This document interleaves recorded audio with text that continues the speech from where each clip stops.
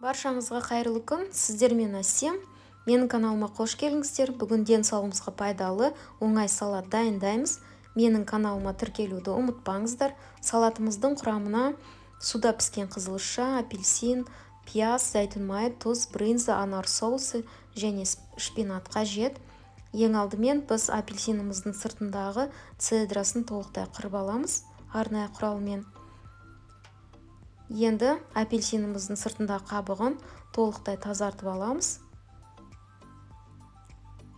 Тазаланған апельсинімізді жіңішке бөліктерге бөліп тураймыз. Брынзамызды да жұқалап етіп турап аламыз. Пиязымызды ұсақтап тураймыз.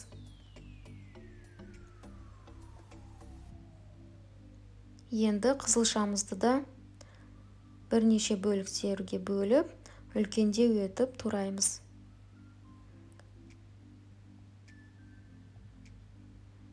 Ыдысқа шпинат жапырақтарын, қызылша, апельсин цедрасы, пияз, апельсинімізді туралған.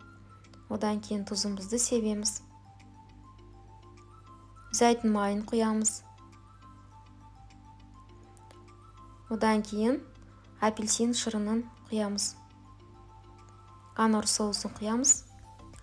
Осылай енді барлық салатымызды араластырамыз. Салатымызды қатты нығыздап араластырмаймыз. Бірнеше рет араластырсаңыздар жеткілікті. Ыдысқа салатымызды салып, үстіне брынзамызды салып шығамыз. Одан кейін үстіне кетір жаңғағын септім. Басқа да жаңғақтар сепсеңіздер болады. Өте дәмді, денсаулыққа пайдалы, тез дайындалатын салаттардың бірі.